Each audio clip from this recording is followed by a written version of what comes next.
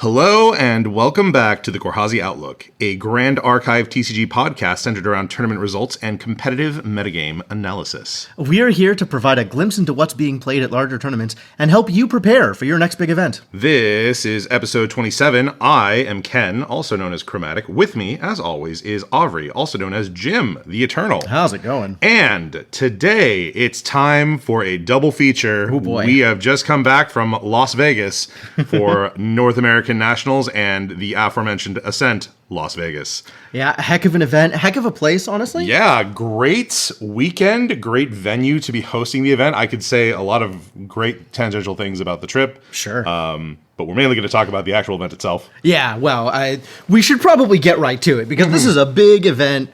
Two major tournaments happening in one weekend. Got a lot to talk about. A lot to talk about. Before we jump into that in proper, hi everyone out there. How are you all doing? We were really wanting to do an early RDO preview for you guys. We really had planned to sort of talk about like the Mercurial Heart Charity Cup that M put on and TM32 put on. But the ban list that came out right after that one was a doozy. Yeah. And we felt that it would probably not be the best thing to give you a bunch of snapshots of decks that were no longer playable. I mean, that's a big part of it is also just like the huge shakeup from the ban list meant that any kind of data that we had from beforehand probably not that useful. Yes. And then trying to work in all of the different pieces of it ended up not coming together. Yeah. But we are here now. We are here now. So you've probably already heard about the BNR recap. But just in case, so we're all on the same page, let's break it down real fast. First off, there's one addition to Proxy's Vault. Yes. And one change to Proxy's Vault. Yes. So we have the Duchess's Thorns, which is the new suited Fire Regalia. Yep. And a mild piece of errata to the Mantle of the Abyss. Yes. To make it a little bit better. Yeah. A little bit more utility. A little bit of change for you Alice fans out there. And then we had a couple shakeups. We had a Baby Green Slime ban, a Grim Pastiche ban, a Carpson Coda ban. Yep. Ranger Strides got moved up. Baby Gray Slime got moved down and is playable again. And that will certainly be the topic of some discussion. Yeah. So pretty big shakeup, a lot of big movement. Not going to spend too much time talking about it. Yeah. But the big thing is a bunch of decks that had very powerful cards got those powerful cards removed. Yes. Which means that those decks are now not as powerful or not as consistent. But for the most part, those decks are still playable. Yes. The question is just where do they land after that shakeup? Yeah, so the rankings have shifted a little bit. So in terms of our expectations, we sort of felt like this is a brand new meta. Yeah, honestly. right? So obviously, you know, we saw some spicy decks coming out before this. We saw some Sword Champ results. We saw some regionals. Like, you know, Sarayu, obviously, still doing good. Yeah, absolutely. Genbu, obviously, still quite good. Etherwing Diana, still perfectly fine. Yep, I mean, it's honestly a pretty big hitter even without Carpson Coda. Yeah. It just means that you have to focus in a little bit on what you're doing. Yeah, CL got shaken up a little bit. I think we're seeing more Oblation rather than Coup decks. It's true. Still a fair amount. Yep. Some of the breakouts that we'll talk about in more detail are the Razor Gale lists that are coming built around Arsana and Essence Crucible. Yeah. And also the Water Djinn lists that have been coming out, which oh my god. Yeah, some neat new control tools in Water between Engulf and Shade Mist Priestess to really hold off your opponent. All playing into some potentially really powerful shells, especially with Seething Intercession coming out as a way to get some extra value with X. Again, we'll go into all of this once we start talking about the list. There are some really cool tools in here. Yeah, some very, very cool stuff coming out. And of course, with any brand new meta, aggro is probably a good shot. Right. Aggro is probably good just on the basis of it's easier to put together a list that asks your opponent questions than a list that answers your opponent's questions. Yeah. So, you know, that's especially at the beginning of a meta, it's like the easiest way to move forward is to be aggressive and assertive. Yeah. Because you know what you're doing. And when you're trying to play a control list, you need to know what your opponent is doing, which is a little bit harder at the beginning. Exactly. And it's interesting because like we've had this previous season where like when we started out, aggro wasn't actually quite the right answer. So it's kind of like, is it going to be the same case here? And we'll sort of talk about that. Yeah. We'll see what comes up, definitely. So 2 events, of course. Yeah. And we're going to start off with the first one, North American Nationals. Yeah, this is the big one. So we both entered into this event. Jim, overall, what did you think of the event, of Nationals itself? It was fun. It was definitely interesting playing at this kind of event and kind of seeing what the field looked like.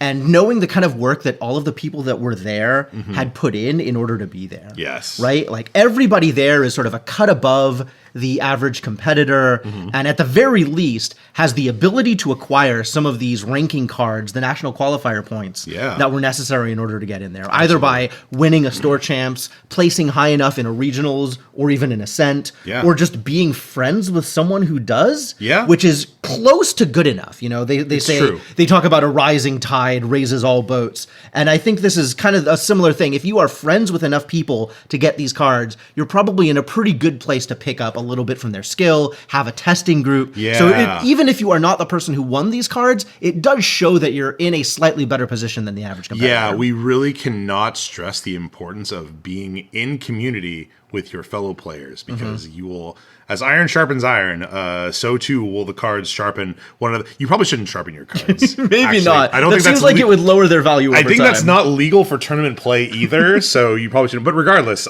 yes, being in community with good players will likely help you improve as well. 100%. So, yes, so I had a local friend who wasn't able to go, and so he was willing to spare his qualifier points. And since I was one short of making the qualifier this time, I was like, okay, I will go.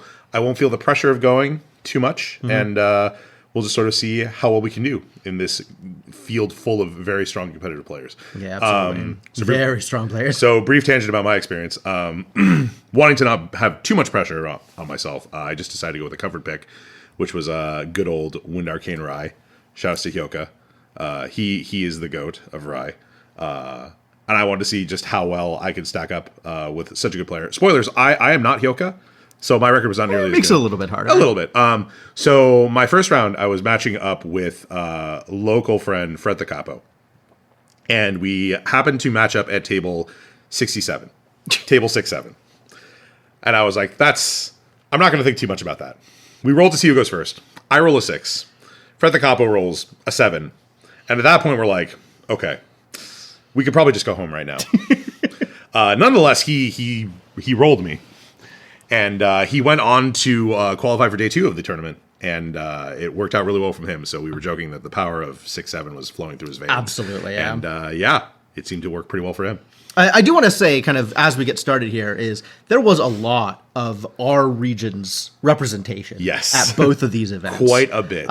So really, really great to see kind of the NorCal community come together and do well at these events. Yeah. Like, that was really neat. That was does my heart good to see my homies standing up there. So. Absolutely. I would love to shout out every single person in NorCal if I could, but I'm always afraid I'm going to, miss someone out. So I will give an honorable mention though to one of our local friends, one of our immediate travel friends, Chun and Rice. He just topped his first regional, and he just actually managed to qualify for day 2 of Nats on this attempt for his first trip to nationals. So very, very cool. We won't leak his spice just because he's still going to be out there competing. So if you run into him, give us a shout and say hey. Yeah. And All right, so let's take a look at the numbers. So starting off with day 1 of North American Nationals. Yes. A 306 competitor pool. This is bigger than the previous Nats. And I would like to call out, before we get started here, the average ELO for Nats was 1,381. That's quite high. It's quite high. If you look at the average Ascent, that can range anywhere from like 1270-ish up to like maybe 1350. Yeah. Without having kind of done a extensive survey here. The Vegas Ascent, actually, that happened right after was 1320, which is still high. Yeah, that's still quite high. So this is to point out the kind of like the kinds of competitors that you're going to see at a nationals are definitely a cut above the kinds of competitors that you're going to see at the average Ascent. Absolutely. I think the only kind of comparable ELO at an event that you will see is like the Gauntlet or something. Yeah. Because once you get into Worlds, it's even higher than that. 1450, 1500 average ELO or whatever. That's a very specific sample size. Hard life. But yeah, 306 players, 1,381 average ELO, 114 fire decks for 37% of the field, 95 water decks for 31%, and a further 95 wind decks for the other 31%. Shockingly very even compared to some of the other fields we've seen. Even, yeah. 37, 31, 31 is, I think, the most even we've seen since, like, PTM meta. Yeah. very, very unusual. But, I do always appreciate seeing a balanced field out there. Yeah, it's really interesting because it just shows that, like, the different... there's no single standout deck, right? This is what this usually means. Yes. Is most of the time it's like, okay, there is an overpowered card or overpowered archetype that we're seeing in one of the elements or another. Yeah. And in this case, it does feel like there is a certain amount of balance there. It does, right? Right? Now, there definitely were some very breakout decks. Oh, yeah, absolutely. One. Yeah. So if you're looking at the archetypes here, the most represented archetype is Exia. This is unprecedented. Yeah, this is wild. I think the important number here is the Water Exia decks, which ended up being roughly 25 decks. Yes. A little bit harder to tell from here. The Fire Exia decks and Wind Exia decks, maybe not as representative of kind of what's doing well, but 25 Water Exia decks does make more than any other deck besides Razor Gale. Yeah. And these are the two breakout archetypes, is Razor Gale and Water Exia. Yep. These are the two brand new heavy hitters that you're going to be seeing. Yeah, we're definitely going to be talking about this. A bunch of Fire and Wind Crux Warrior. Yeah, kind of an even split between fire and wind. Right? Which is, we're typically used to seeing a lot of fire. So having wind come back is something near and dear to my heart because I've always really liked the wind path for Crux. Yeah, I think so. Wind Crux here feels like it's building off of Ayala and some of the more powerful tools that we've gotten in RDO for level 3 decks in general. Yeah, absolutely. But we can kind of go into that as we see them.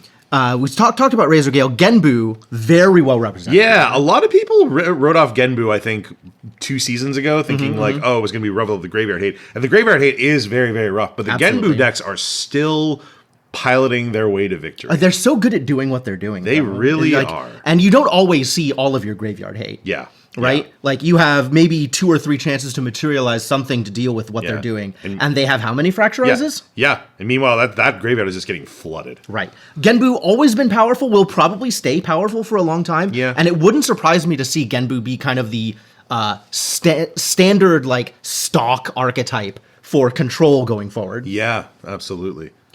Behind that, we have Water Aetherwing. Yeah, Water Aetherwing. Decent chunk of still going. Yeah, and this is sort of the primary aggro deck still in the format. It's still quite prevalent, and it still has quite a few ways to do lots of fast damage. Absolutely. There is a bunch of fire aggro in the field also. Yep. And we'll talk about those as we see them. Indeed. But Water Aetherwing, definitely the kind of most prevalent of the aggro archetypes, despite being in water. Of course. We see a giant chunk of Oblation decks. Yeah, Oblation. So CL definitely still around. Yep. Without Grim Pastiche, I think the deck loses a little bit of its late game inevitability. Yes. Which means that going for kind of the early punch of Oblation feels a little bit more attractive, I think, to a lot of the players. Definitely. But Oblation definitely here. And then Seiryu as sort of our dragon combo deck here. Yeah. Now, I don't know how much the split is between Influence Seiryu and the more Turbo Seiryu. Some decks even seem to be sort of trying to do a little bit of both, honestly, which is a weirdly counterintuitive thing. We see a giant chunk of Luxem Assassin here. Luxem so is Xander's still very popular. around. Yep. Bit of water now, too, in addition to the fire. Absolutely. The fire version, obviously the most important and the best performing. Yes. I think we had 8 fire Luxem decks here. Yeah. As opposed to the other Luxem decks, which didn't really do a whole lot, I don't think. Wind also, definitely, you can't write that off, because that's still a pretty popular one. Behind that, we're also seeing Whirlpool Mill, and a lot of this is a subset of the Water Exia decks. Yeah. Some of these Exia decks will rely on Dynastic Whirlpool as sort of a way to finish off their opponents that doesn't involve damage. Yeah. So below that, we're kind of into the 5% range. So the long tail that we have come to know and love from this format. The couple of things that we should call out here is Slimes is back. Slimes are definitely back. I think they are not the top performers. They're doing decently well, but only in the sense that, the deck still has standard output. Yep. And Baby Gray does make Fire Slimes quite a bit more powerful. Yeah, definitely gets a nice bump there. There were some people playing Fractals. The most represented fire aggressive deck we saw was Suzaku. Yeah, this deck was very, very potent over the weekend. And we saw a decent chunk of Wake Up. This was actually one of the better performing decks in the field. Yeah, it's interesting because when I go back to look at the different lists, there's a lot of variety in the Wake Up lists, which is really cool. Yeah. So this is a lot of what day one looked like. And, you know, obviously a bunch of outliers. We're not going to go through them all. We don't want to be here forever. But a ton of different decks and a ton of different archetypes that kind of make up this field that you're dealing with. Between aggro and the sort of like turbo to 3 mid-range kind of decks, and then like the early combo aggressive decks or the late combo sort of controlling decks that fit into either side of it. I think the only thing we're really missing here, not a whole lot of allies-based decks. Yeah. It's very few and far between. They're sort of lurking in little pockets here and there, but we don't really have a really outstanding allies deck at the moment. Yeah, I think Suited actually did see some success in the Ascent. Yes. Not Nationals, unfortunately. Yes. So there is room for that kind of aggressive allies strategy that's not working under the aggro umbrella. Right? This sort of like take control of the field, beat your opponent down, and keep your allies alive in order to do so. Right, definitely. So that's what day 1 looks like. So let's start talking about day 2. Yeah. As we convert over.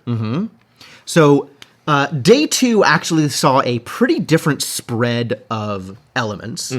14 fire decks, 24 water decks, 26 wind decks for 22%, 38%, 41%. Yeah, considering the breakout decks we talked about, this is kind of not too surprising. Right.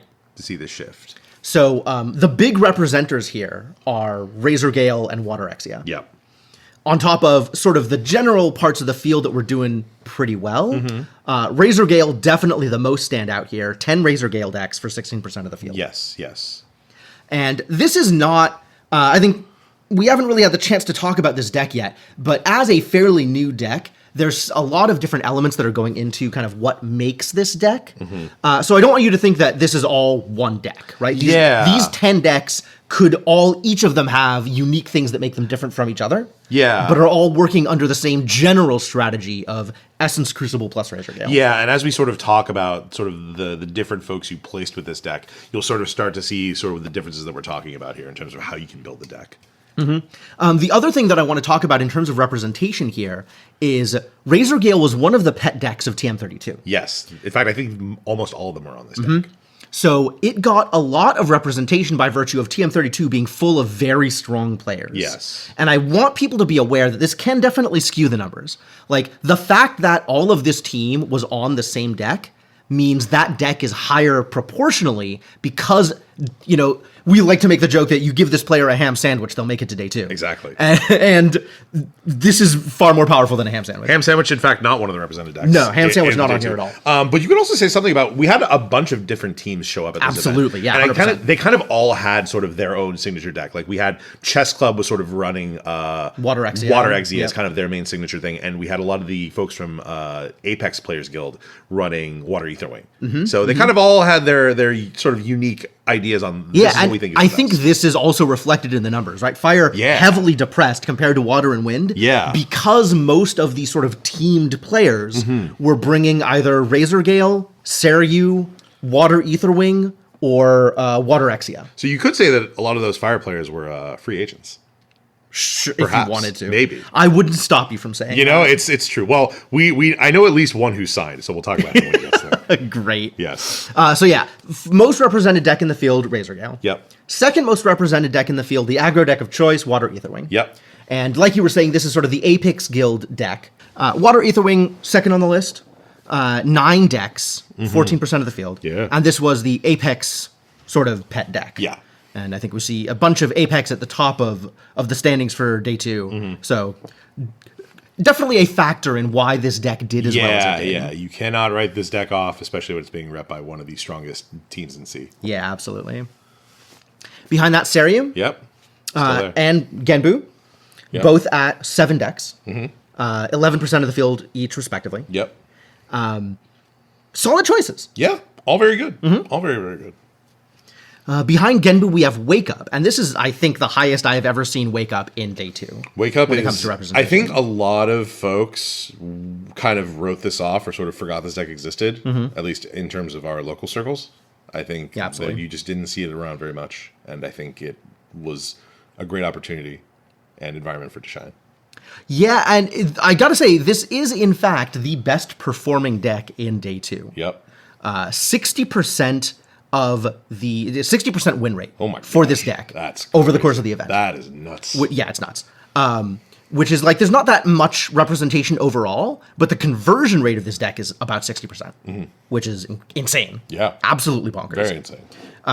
So this deck did really, really well for the numbers that brought the deck. Yes. Right? Totally. So like, compared relatively, the deck performed real well. Absolutely. Behind Wake Up, we're seeing Exia Mill, which I am separating out from Water Exia. Yeah, it's a bit different, the focus. So there's two primary archetypes that we're seeing with Water Exia decks. One is the Mill version, which is focused on Dynastic Whirlpool as its win condition. Has a lot more water cards relatively compared to the amount of Exia that it has in the deck. Absolutely. And then doesn't tend to have a lot of damage sources in the deck. You sometimes see, you frequently see Enrage in the deck. Enrage is very frequent, yes. And sometimes running Siphoning Stab for some extra life gain. This is not really intended to be a major damage source. Right. But the primary win condition is Dynastic Whirlpool, the Mill 15. Yeah. Compare this to the Chess Club version of the list, which I think Chess Club exclusively was running. There might have been a few other people. Yeah, everyone has. There are definitely a few little variants. Right. Which a lot less water in that version of the deck, and a lot more focused on the traditional Jin game plan. Yeah. With Enrages and Hemorrhaging Rend and Relentless Outburst. Yeah. Outburst is kind of the big sort of win condition for that deck. Yeah. A lot more reliant on damage in order to kind of close out the game, and a lot more able to convert their own damage into damage to their opponent, into a win, as opposed to the Mill version of the deck, which is primarily relying on the incredible array of recovery tools that Jin now has to kind of keep their life totals manageable and control the game until they can mill you out. Yes, 100%. So Exia Mill here, separate from Water Exia, which is a little bit further down the list. Now we start coming into the CL decks. So I have this separated out as a Pouvoir deck. Yes. Which is different a little bit from Oblation. The Pouvoir deck in question here is actually interesting because it's not necessarily a strict Pouvoir deck. There's a little bit extra there. Yeah, so this is the AoE deck, I think, the Pouvoir. Yes. I which believe is Parker and Death of War both ran and it to some extent. Tage. Yep. So this is a lot like the traditional Oblation lists. It is running 13s instead of 15s to line up with the Pouvoir, with the reserve cost of the Pouvoir. And also allow you to use Flamme Sorcelle. Yes. So you're not relying on... So all of your big spells are still the same cost. That's the important part here. Right. But also relying on the Pouvoir combo with Fu Awakening in order to just immediately kill you no matter what's going on. If you don't survive the first blast, the infinite number of follow-up blasts will kill you. Absolutely. So separating this out because there is a little bit of a difference in terms of the deck construction, but overall their game plan is still very, very similar. Yes. They can still just go up to 3 and Oblation you out. And then Pouvoir also has that sort of backup plan of like, okay, maybe I'll build a little bit of influence and do this thing instead. So 3 decks and 2 decks respectively, 5% of the field, 3% of the field. Going down the list here, we're now in kind of the long tail, and there are a ton of different decks There's here. so much. Right? So there's some Warrior Crux, there's Suzaku, there's Wind Crux, Arcane, Fire Aggro, Fire Luxem. We have the one Water Exia deck from Chess Club. Only one of them actually ended up making it to day 2, but this deck was tearing up the field in the Ascent as well. We have one Horse and Taxes deck, one Shadow Strike, Astra Ranger, Astra Cleric, all kinds of stuff here, right? All kinds of different aggressive options. Just crazy stuff all around. So I think maybe the better way to talk about kind of this long tail is the Archetype breakdown. Yeah. A little different this time around, I think. Yeah. So 22% of the field on aggro. Which is primarily Diana. But includes a little bit of Suzaku, includes a little bit of Warrior, Fire Aggro. We have one Horse and Taxes here. Which is all just sort of aggressive game plan, right? Either come in under whatever you're doing and kill you, or deal enough damage to you, put you enough on the back foot that you can't recover in time to stop them from killing you. No tempo, understandable. Sorry. Allies, please. 30% of the field on mid-range, which We are expecting this kind of higher number for Yeah, yeah. It's not like the staggeringly huge number of mid-range that we've seen in previous seasons, but it's still a healthy amount of mid-range. Yeah, and this is all of the Turbo to 3 decks are mid-range. Yeah. So we have Slimes in here, we have Seiryu in here, we have CL's Oblation lists in here, we have a Water Astra, we have some Fire Crux, we have a lot of stuff going on. Can't believe I missed the Water Astra deck. Yeah. One Diana Astra deck. Amazing. Amazing. Nats Day 2 is a wild place. Finally. 20% of the field on control. And this is, of course, Genbu. Yep. But listing the Water Exia here as primarily controlling lists. Separating them out from the mid-range plan as they really don't care what you're doing. And they're not putting out threats. They are just holding tight until they can kill you. And sometimes that's a bit of a combo finish. Sometimes that's Dynastic Whirlpool. Yeah. But in general, all of these Jin decks are sort of sitting back, letting the game go on as long as possible, and then killing you when they have it for sure. Yeah, absolutely. Getting that influence boost from all of its good regalia and various effects is very nice. Yeah, good stuff. And then 28% on combo. Yep. So this includes the suited decks. This includes fractals. This includes the Razor Gale decks as well. Yep. We had one Rye deck here. Good job. Yoka! And the idea behind combo is it is sometimes it's aggressive, sometimes it's more controlling, but the way that the threats shake out is they have to have a certain number of things that they can put together in order to assemble the kill. Yeah, so it's really just getting into the configuration for both yourself and your opponent where you can just say, I'm going to go for it. Yeah, exactly. It works out. And then the differentiation from sort of late game combo decks and the control decks is the control decks have inevitability. Yes. The longer the game goes on, the more likely they are to win. Right. Whereas combo still needs to assemble something in order to get that combo kill. Otherwise it's kind of just dead in the water. Yep, exactly. So what this tells you is that you need to be ready for a little bit of everything. It's a very balanced field. Yeah. I mean, there's still like standouts. There's still like specific decks that sort of exemplify the archetypes in the field here. Yeah. So those are important decks to know about. Yeah. But overall, you really do need to be ready for a little bit of everything. Yeah, yeah. So, I mean, it's going to make sideboarding really interesting. For sure. Yeah. All right, so we should start talking about the specifics of these decks. Yeah, let's do it. So, there are a number of decks that I could call it as being neat here. However, this is a massive event, and Grand Archive events honestly get bigger and bigger and bigger with every new event. For sure. So we're not going to hover too long on everything. I will say there are a number of decks that made it to day 2 of Nats who immediately decided to drop and play in the Ascent. So we're probably not going to talk about those decks. If you'd like to take a look, go check out Fractal Insight. There's a bunch, a big old list of cool decks you can get ideas for. I will say a little bit of a warning is the Fractal stats might not be exactly correct in terms of percentages. True. Because Also I think it is counting some of these decks that made day 2 but didn't play in day 2 Yes. as not converting. Yes. So keep an eye out on that if you're looking at the Fractal stats. Overall, the conversion rate was close to what you would expect. It's close to 20%. Yep. So we're going to start things off at 28th place with Tepe Slorn on Wind Crux Lorraine. So this really showcases a lot of the new Exalted and Advanced Element stuff that's really doing well here. So we have Ayla, as previously mentioned, able to do good suppress stuff, and that works well with stuff like Sabella, who's able to bring swords back from your banish into play with a bit of extra power. Really great with your Drawn Blade. Numinous Monk, which turns all your regalia into pingers, which is terrifying. A lot of good suppress shenanigans with Imperious Galebind. Notably, this deck is running Poisonous Breeze Caps, which is a great way to draw cards and also influence bully your opponents. The really cheeky tech here is we have a Fire Exalted card and a Water Exalted card, which is great for Spirit Blade Ascension, and also you can use it to imbue all your fun advanced imbue stuff. So pretty cool showing there. Yeah, I think one of the important callouts here is Ayala. Yes. Ayala, definitely one of the most powerful cards that we've seen in a while. Yes. And this is a perfect shell to take advantage of it.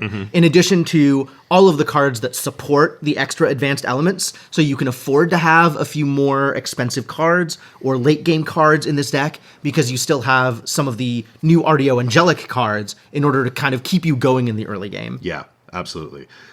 In 27th place, we have RNG's Wind Wake Up Tristan. Kind of more of the traditional Tristan lists as we're going to see. These Wake Up lists are starting to lean more heavily on Invective Instruction as a way to sort of all in with their combo, with their big Wake Up ally.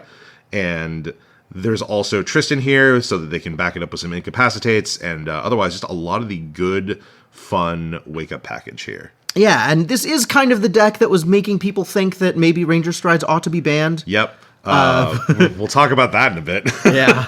But hashtag for now, no changes. For now, this deck is alive and well, and you still need to fear it. This deck is really important as a combo deck in the field. Yes.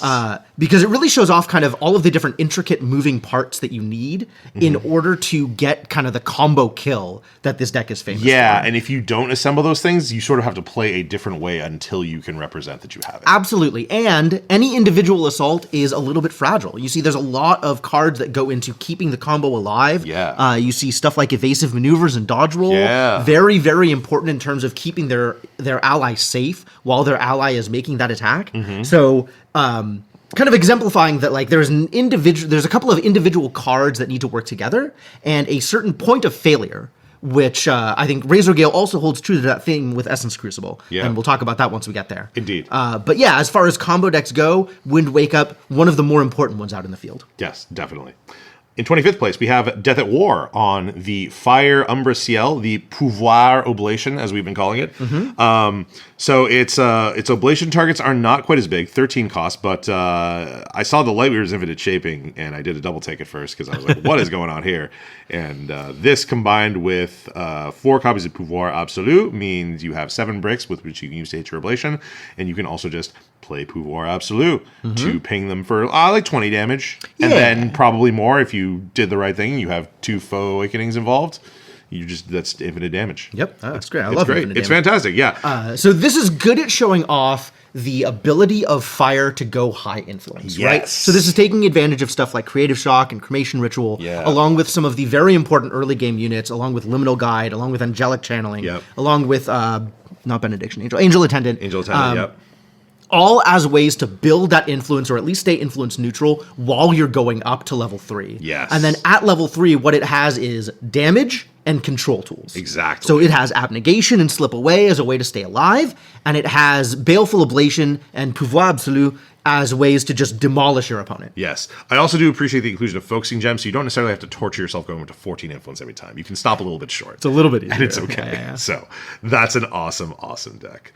In 21st place, we have Caben's Fractals, which honestly, like, I just think this man loves fractals. There's really nothing alarming to see here. It's he really a pretty does. Good one. So I think, Jim, you're more of the fractals expert here. Well, yeah. So without going too in depth onto individual cards, I want to talk about the strategy of this deck. Yeah. Because this is moving the fractals genre into more of a control deck with a combo kill. Oh, I love that. Than it is an aggressive combo deck like it was in Seattle. Yes. So what we saw in Seattle was these like 30 fractals, 28 fractals, just going like fractal, turn 3, burst asunder you for 20. Yeah. Right? And this deck is not doing that thing. What this deck is doing is it's seeking to build influence and control what its opponent is capable of doing. Ooh. Fractal of Intrusion, a very big deal here. Not only does this give you information about what your opponent is capable of, it also keeps your opponent's influence down. You also run Acquiescing Rejection, which is really, really important in either keeping your influence up if your opponent is honestly dumb enough to give you the cards. Yeah. Because honestly, it's almost always a mistake. Don't let them draw 2. Don't let them draw 2. But even if you just trade 1 for 1, this deck is happy to trade 1 for 1 as long as it's keeping your influence down, your opponent's influence down. Yeah. So you want to run this out on like a Windmill Engineer. You want to run this out on like a Creative Shock, because it prevents your opponent from keeping their influence neutral, gives them less options, you have less to deal with while you're building up your fractals. So this ends up being more of a controlling shell to contain the fractals win condition, which honestly is kind of fitting as a water deck. It sort of seems like it ought to be a little bit slower, a little bit more controlling. Really, and that is the direction that Caben has been taking it, into this deck that builds a lot of influence, controls its opponent's ability to play the game, and then eventually just wins with Burst Asunder.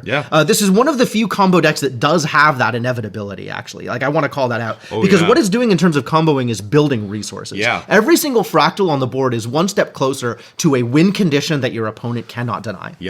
Combo control, as it were. Yeah, exactly. So the more the more Caven has his hands on this deck, the more it leans towards this sort of more controlling version into maybe even a pure control deck once we get there. Who knows? Very exciting. But that is the direction this deck has been going. Very exciting. In 18th place, we have M Duo 13. Our local friend. Yeah. Fan of the channel.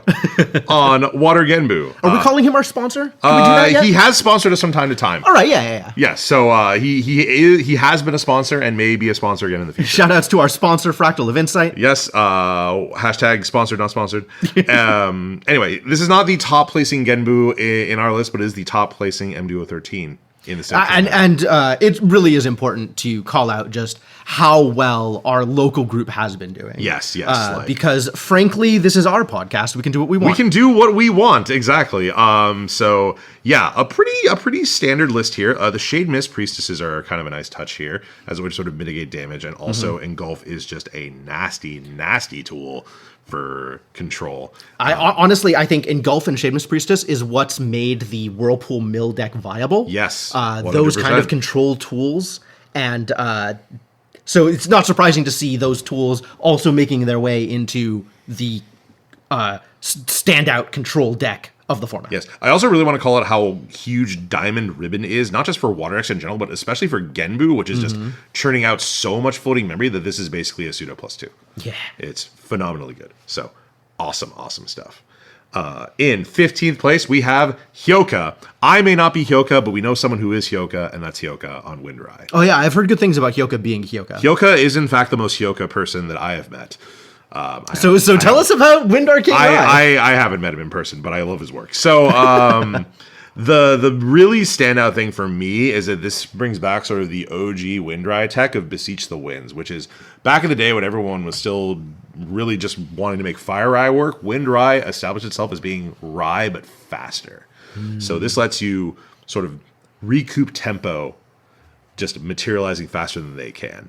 Otherwise, the Arcane package is kind of the same, with the one exception that we have Ionized Asceticism, sort of the fixed Reckless Conversion, as it were, which is really great if you just need to refill to a hand of 7, and this is actually very surprisingly applicable. So even if you can't kill someone by banishing and drawing 7, this also gives you a full grip so that you can potentially extend into a follow-up turn, hold up some defense or some interaction, stuff like that.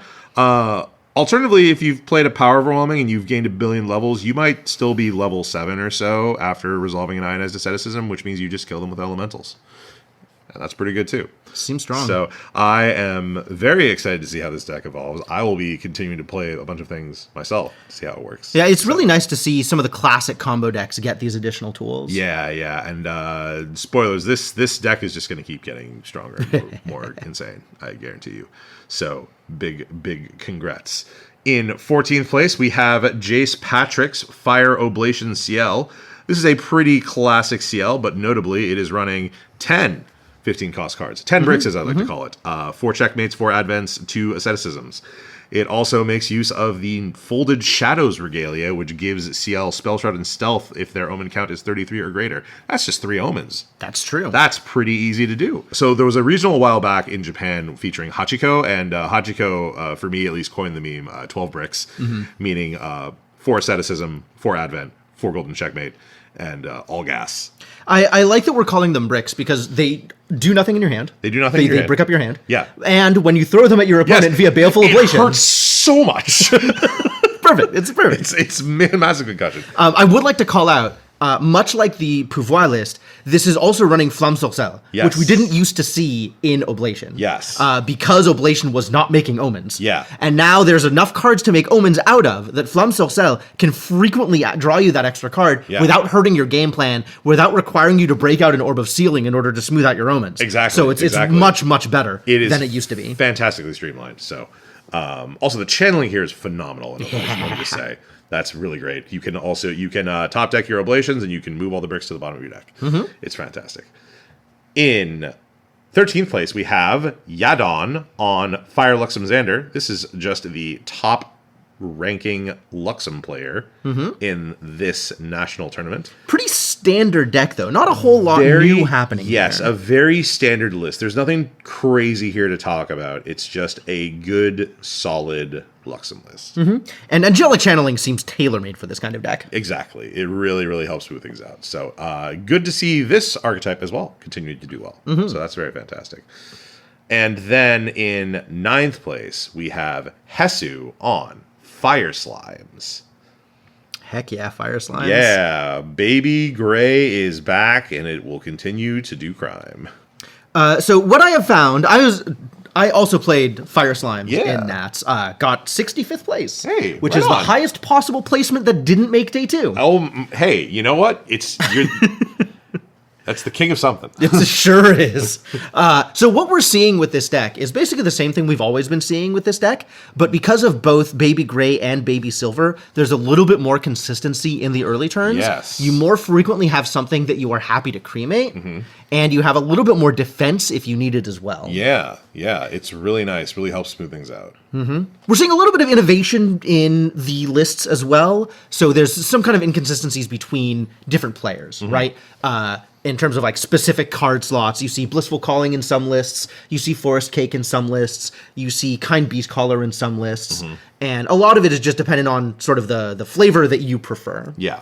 But Hesu also has a bunch of like kind of one of and two of in the advanced elements. So definitely taking advantage of kind of the cleaner early game to make a heavier late game. Yes, definitely. And that will conclude everything that we liked below the top cut, which means we got to go straight into the top cut. Starting with 8th place, Stevo 7653. Water Exia Jin. Now, this is not the Chess Club list because Stevo is a main deck member, and that is no less apparent by looking at the Dynastic Whirlpools that he is running in his main deck. Also, Fortuitous Spirit of Water is a wild Really? He's not running Serene? He's running Fortuitous Water. Wow. Which is bold. I guess that makes sense. This deck can't really run Serene because its win condition is water. Yeah. So you kind of have to keep that locked in, really. So yeah, but this is as the mill version of this deck, very late game focused. Very late game. It's not going to turbo up to 3 and then deal with you with like by throwing threats at you. It's not going to do sort of the mid range thing of attacking you with everything. It's not even doing kind of the more combo-y kill that we see from kind of traditional Jin. Yeah. Sort of building up that damage and using it as a resource. It's just healing itself and milling you. Absolutely. That's what it's doing. So between Pearled Prayer, Transfusive Aura, this deck is running some of the Shade Mist Priestesses as well. Enchanted Fet is wild to me. Also, Regenerate is just Regenerate's super good. Fantastic. In fact, anything that kind of can recover while going neutral is so much better in this deck because of Transfusive Aura. Huge, absolutely huge. So really, really cool to see here. In 7th place, Chem Collapse on Seryu. This looks like some crazy channeling stuff. Although I've also definitely seen a few other main deck lists that kind of trend in this direction, but we'll talk about those when we get there. There's also some really rude stuff in here. Ayla, as we previously mentioned, is very good. Ayla with a Heavenly Fate Stone or two is exceptional. That's just constant removal. Fate Stone of Heaven is bonkers. Yeah, that's really, really good. Also, Tri-Castles in here with all the advanced element cards is pretty dang effective. You also got the Royal Oathguard is a really strong ally here. You have Imperial Countermeasures as a way to protect things. You got a copy of Uther. We love Uther. He's great. Even running some Tri-Castles to mess with all those Genbu decks. Yeah. Just smoke them. It's crazy. This is a really interesting list. I'm fascinated by it. Kind of really curious to see how the Dragon lists are going to evolve after this. Got so much advanced element in this list. It's insane.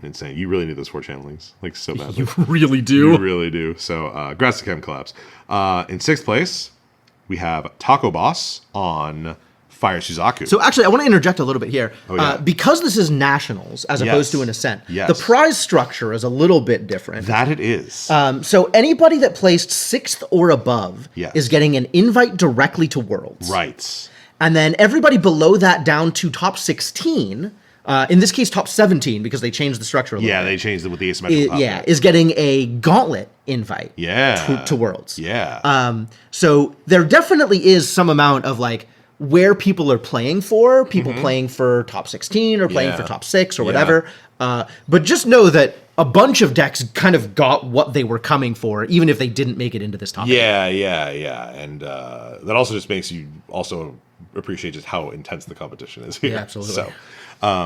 So yeah, Taco Boss here is sort of one of the first guys to sort of qualify for Worlds. This deck is really, really potent. The first one we have to call out is the Avatar Suzaku, which is kind of like the Arthur of this deck. It's a 5-cost 4/3 that you can just slam down turn 1, and if they can't answer it, that thing is just gonna ruin your day.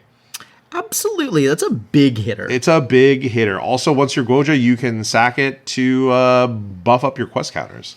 And maybe even recur your Ruby Fatestone if things have gotten that horribly, which I think at that point it's probably too far gone. But, I feel like the backup know. plan of recover Ruby Fatestone after Suzaku gets banished is maybe not great. At that point, it's like, how are you still alive?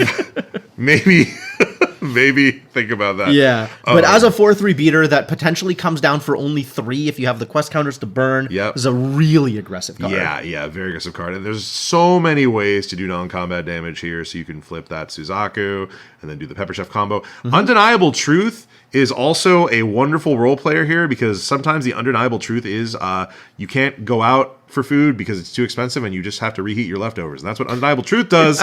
It's Peppered Chef at home. One other thing to call out, Undeniable Truth effectively negates Stifling Trap. It's true. So consider that. Very, very, very potent there. Big card. So, grats to Taco Boss. In 5th place, we have Superior, the actual top-ranking Genbu of this event, which, no surprise, he is him. Yeah. A lot of really good things. Again, Diamond Ribbon is very sweet here, and there's not really much to call out here other than the fact that it's Superior. I mean, just a really good Genbu list. What did you expect? For him to not be up here? That's crazy. Get out of here. No, he's the superior player. He is, exactly. It's in the name. So, grats Superior. So we're going to talk about these next few in just one big wave. 4th place, 3rd place, and 2nd place. We have Pro-An, Zed Dive, and Korax, the Apex Squad, all on Water Aetherwing. The main deck here is all the same, and there are some minor differences in the side. The main things to look out for is there's a pretty big negate package here. We've got 3 Cerulean Decrees, 2 Frostbinds, 2 Frozen Dismissals, really good to mitigate anything coming at you. You got 2 copies of Etheric Reforging to control the graveyard. And then in lieu of Carp Song for those big bursts, we've got Take Aim to just do a big ol' shot. Fascinating. This is probably the closest that Modern Grand Archive gets to a tempo deck. Yeah. Because this has aggressive options while controlling the board. Yes. Right? It has stuff that is on the board that is going to constantly hit, but it's never really building up a huge board. Right. It's just hitting you for a couple of damage every turn and using the rest of its influence to make sure that your opponent can't interact. Yeah, and like the pressure that this deck puts out while controlling you is very, very strong. The cats, obviously, with the swords, very, very good. 5/3 cat, very nasty. One nice little fun trick here is a 1 of Nimble Longbowman. It can enter distant, and it can make your champion distant. Which is a nice little way to threaten damage. Good way to go distant. Yeah, a great way to sort of bring out those Ranger Strides and then kill them. This was a pretty crazy showing from the Apex crew, but they were all felled by one man, and that is Ollie from TM32 on Razor Gale Arasana. Now this deck. All right, so we got some things to talk about. Yeah, we should talk about this deck. So if you haven't heard about this deck before, let's break it down. So Razor Gale typically has been an aggressive combo deck. Yes. Most of the time, what we see from Razor Gale is Kongming. Yep. And there is definitely some setup going on, but it's run out Razor Gales as soon as you have access to them. Yep. And then deal enough incidental damage that you can go off with a Suppress and multiple Tempest Downfalls. Yes. What we're seeing here is a much burstier single turn. Yes. Using the power of Arasana and Essence Crucible. Yes. Essence Crucible, notably, every time you brew a potion, you get a refinement counter on it, and your spells will deal additional damage equal to the number of refinement counters on it. Razor Gale Calling is a spell.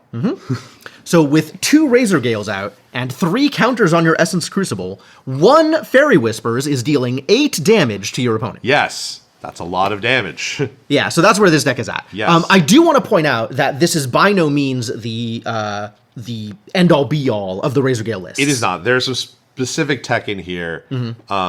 The core tech, which is sort of core to all the list so far, is sort of the inclusion of Speed Potion as a way to give yourself Agility 3, which means that you can sort of slam all your Razor Gales down, use Speed Potions to pick all your cards back up, and then just boom, boom, boom, boom, boom. Absolutely, yeah. Speed Potion is the big one. Distilled Potion. Yep, distilled water. Distilled water, yeah. Also a great one. Is the other potion that most of these decks run. Some decks are actually running off-color potions using the Cauldron. Yeah. The Combustible Potion and the Soothing Potion are kind of the new breakouts there. Yep. Some decks are running more or less Imperial Alchemists. Yes. And I tend to see those as kind of the more combo-oriented versions of this deck. Yeah, you can sort of do big beatdowns along with your Ascent Protectors. Exactly. Yeah. Like trying to find anything that gets you paid off by brewing these potions, either Imperial Alchemist or Razor Gale combined with the Essence Crucible in order to get extra damage per potion that you brew. Totally. And that is, again, sort of the more combo focus of the deck. Yeah. This deck, what we're seeing is a lot more controlling, first of all, and a lot more defensive. This is actually kind of the majority of this list runs in much the same way that you see Shadow Strike. Yeah. Right? Just kind of playing around at low levels with powerful wind cards in order to keep influence up and keep their opponent on the back foot. Yeah. A big part of keeping your opponent on the back foot is making sure they don't have a graveyard. Yep. Raccoons, yeah. You got Bandit in here, and you have Protector Raccoon in here. Yeah. And these are kind of great ways to make your opponent just not able to play the game sometimes. Yeah. Any deck requiring a graveyard to function is really, really ruined by the existence of Bandit. Especially because when you play Bandit, you get to scavenge from another Raccoon, which means this is a guy who can mitigate your graveyard and also keep you neutral. Assuming, assuming you hit it. Yeah. And then Protector Raccoon is just, it's fast. It's a fast Raccoon. It does it, but fast. It does it fast. It's crazy. Also, single-handedly neutralizes Gentle Respite. So keep aware of that one. Be aware. It's terrifying. But yeah, this is primarily playing stuff like Escape the Wreckage and Reclaim and Ascent Protector and Windmill Engineer and Turbocharge. All the kind of stuff that you do in the middle of the game to keep yourself going, as well as the typical win defensive stuff, Veiling Breeze, Calming Breeze, a bunch of other tools in the same kind of vein, and then a bunch of draw stuff, which is sort of what Razor Gale is famous for, but it's not about making, like, it's not about playing out the Razor Gales and then going off with the stuff that chains together. Right. It's about making one big turn, going Essence Crucible, Razor Gale, and then maybe 2 more spells, and that's enough to kill your opponent. Yeah. So, this is kind of more of a controlling version of the new Arasana Razor Gale deck, and I think it's a really, really neat take. Yeah, it's awesome. I think that I would be terrified to sit across from this deck particularly. It's definitely made me think a lot about what I will be bringing to competitive events in the future. Just because Absolutely. Knowing this deck exists and how hard it can just punish the graveyard. Oh, yeah. I had 4 spells in my sideboard for a reason. Oh, yeah. Yeah. Very huge. Very huge. So, grats to Ollie. TM32 taking down the Apex Guild. That'll do it for our coverage of North American Nationals. But we're not done yet because we're talking about the second event. Yeah, we've got a science fiction double feature here. Ascent Las Vegas. So, we're moving into the second part of this event. Yeah. So, obviously, Nationals, very important. Yes. A bunch of people in Nationals didn't make day 2. Indeed. Or made day 2 and decided that it was a little bit too rough of a road. Yeah, not really be able to really make it into that top cut unless they win out. Even then, it would be pretty tough. So we have a bunch of XNats competitors, as well as, anybody else who wants to come to the Ascent. Yep. Playing in Ascent Las Vegas. Indeed. So we actually end up with a similar player pool, 325 players. Yeah, a little bit bigger. Right. And this is pretty big for a North American Ascent. Yeah. Like, this is quite large. Yeah. I think it might be the biggest one. Vegas. What are you gonna do? I mean, what are you gonna do? Vegas is great. Absolutely. And this range looks a little bit different than Nats. Yeah. So we have a bunch more fire this time. Yes. 141 fire decks, 43% of the field. That's so much. 27% of the field on water, 28% of the field on wind. I miss our balanced field. What happened? What happens is a bunch more people brought aggro. Oh, yeah, true. I mean, that makes sense, Aggro good, as we said. So there's a lot of people trying to run Suzaku here. There's a lot of people trying to run. We saw a bunch of Fire Diana here. Yeah, Fire Diana's going quite strong. There's always going to be stuff like Fire Lorraine come in. Yep. Saw a little bit of Fire Diao-Chan. Yeah. But the Fire decks definitely made a little bit more of an impact here. We also saw more Merlin here, which we didn't see in Nats almost at all. Merlin actually making a bit more of a stand, which is nice to see. So definitely a bunch more Fire there as well. But if we look at the decks that showed up for day one, the biggest number is on Razorgale again. Yeah. So I think this is a lot of people kind of had the same idea. Razorgale is sort of the standout deck of the new format. And while Water Exia does make a splash, it's not as obvious a deck. Yeah. And it's not a deck that got talked about as much as Razorgale did. Yeah, I think there are some reasons for this, and we'll talk about it once we sort of go up the list and talk about some of the players who made it into this event. Yeah, absolutely. Here. But yeah, 32 Razorgale decks. And I think the impact of teams for this event in terms of making specific archetypes popular is also here. Like, that's not something that we can discount. Yeah. I think it's maybe a little bit less than into the Nationals. Yeah, I think there were some folks who went into the Nationals with sort of the team deck, and then sort of after that event, they sort of reevaluated their picks and said, okay, I want to play this deck for this event. Yeah, I definitely some of the Chess Club players were like, oh, I can't believe we were stuck on this garbage. Yeah. I mean, spoilers. I remember talking to Noelle very, very briefly, sort of after her Nats performance, and like she was saying, like, it's a very good deck. Felt it was really good into sort of the meta as a whole, but like for the room itself at Nationals wasn't quite the right pick. So pivoting to something a bit different for Las Vegas kind of felt like the right call. Yeah. Anyway, Razorgale. Razorgale. Razorgale top of the list here. Still quite good. A lot of people were like, yeah, I like Razorgale. I play Razorgale again. We have Crux Lorraine showing up here as the next on the list, but it's kind of split half and half between Fire and Wind. Still pretty popular Fire and Wind. So the next most popular deck, this is a wild jump, by the way, 32 Razorgale decks down to 19 Genbu decks. Yeah. Genbu, the Genbu players are still killing it. Yeah, but also like so many people brought Razorgale. Razorgale was 10% of the field. Yeah. No, everyone wanted to play this deck. Most of the time you're seeing these numbers peak out at like 7%, 8%. Like, we are a long way away from the world in which 20% of the field was the same deck. Almost 10% though. That's a little scary. Yeah, absolutely. Yeah.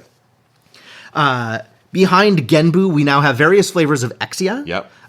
But in terms of like single decks, we have 17 Fire Slimes decks. Yeah. 17? 18? 16? Looks like 16.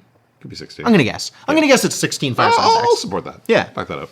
18 Oblation decks. Yep. 17 Water Aetherwing, so that's still kind of the most popular aggressive deck. Still good. It's still good. Decent chunk of Luxem Assassin, that looks like about 12 Fire Luxem. 13 Seiryu decks. Yeah. And then 13 decks under the broad umbrella of Fire Aggro. Yeah. This Fire Aggro umbrella includes a lot of the kind of older Fire Aggro archetypes. So that'll be like Warrior Aggro, it'll be Assassin Aggro. It'll be some flavors of others, but the more relevant versions of aggro these days is Fire Aetherwing, which is down this list, and Suzaku, which is also down this list. Those are huge numbers. At this point, we are now in sort of the 4%, 3% of the field. Yep. So the long tail. But Whirlpool Mill is still on this list. Shadow Strike is still on this list. Diao-Chan Aggro is still on this list. Suited is here. Horse and Taxes is here. There's a lot of different decks that people are bringing. Many of them are in sort of this aggressive vein. You know, if we look at Horse and Taxes and Suited and Suzaku and Fire Aetherwing, a lot of these decks are more of the kind of early format aggressive decks that you would expect to see at this first ascent of the region. They are coming out of the format. They are coming out in huge numbers right now. But also a bunch of old favorites kind of topping the list, right? We saw a bunch of Genbu, we saw a bunch of Seiryu, we saw a bunch of Oblation. Yep. So, you know, the decks in the previous formats are also definitely making their presence known. It occurred to me that we have 5 Norn players, and the vast majority of them are chess players. I think that's true. And I don't think they performed very well. No, they did not. I was just looking at the stats. I was like, oh, that could be interesting. We will not be talking about chess. We will not be talking about chess players. But yeah, so this is day one. A bunch more fire than the other elements. Yep. A decent chunk of aggressive decks, as well as the old standbys, and 10% of the field was on Razorgale. Yep.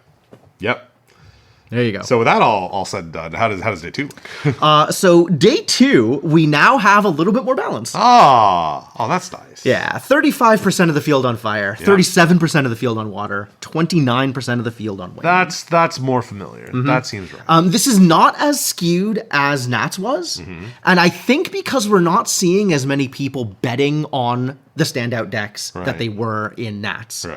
Right? I think people now have seen what's in Nats. They have a little bit of a sense of kind of what maybe that meta looks like, and have decided whether or not they're going to be like, oh, okay, yeah, this is no longer a surprise, so I don't want to bring it as much. Right. Absolutely.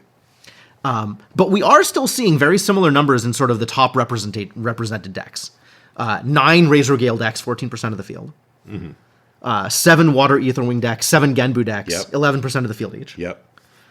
Suzaku is actually next. So this is where we start seeing a little bit more of that fire representation. Yeah, okay. We have 4 Suzaku decks, 6% of the field. 4 Ablation decks, 6% of the field. We're not actually seeing any of the Pouvoir decks make it in Ascent. Yeah, didn't quite make it this time. No, I think they were also playing in Nats. Yeah. Too busy getting the Nats title, you know? Right? Yeah. Because that was, in fact, a team deck. I don't think anybody besides the AoE people were bringing Pouvoir instead of Ablation. I do wonder if that's going to change now that people have seen this. Yeah, I think now that people have seen it, they're probably going to be like, running it a little bit more.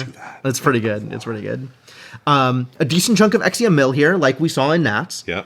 And then Seryu, now a little bit higher, and a bit more Fire Luxem representation as well. Yeah.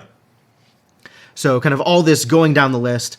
Now we have Fractals, Shadow Strike, Astra Cleric, traditional Wind Astra. Decent chunk of Fire Aetherwing. We have 2 of those Water Exia decks that Chess Club brought. Yep.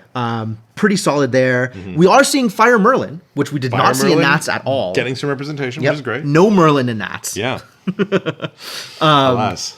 And 2 suited decks actually made it into day 2 for the Ascent. The suited regalia doing something here. And now, like, the long list of one-ofs that kind of made it, there's 2 one-ofs that I do want to call out here because they are one-of-ones. Yes. Which is Erupting. What? We are going to be talking about that. Well, I'm sorry, what? You may have heard it as called by its alter ego, Crescending. Help! I'm going to crescend. Also, 1-of-1 Wind Exia. See, that's actually really fascinating, right? I didn't see that my first time around. Yeah. So there's some neat call outs down here in the long tail. Yes. But other than that, it's kind of the stuff that you'd expect to see.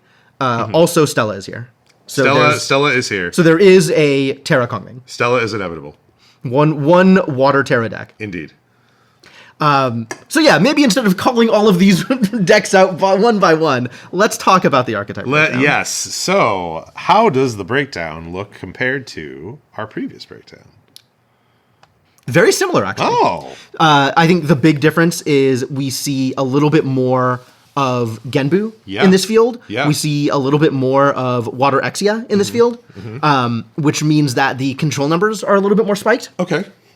But otherwise really similar. Yeah. 22% on aggro, 25% on mid-range, 29% on control, and 21% on combo. Yeah. And this is much the same breakdown in terms of which decks go where as Las Vegas, so or as the Nats. So I'm not going to belabor the point here.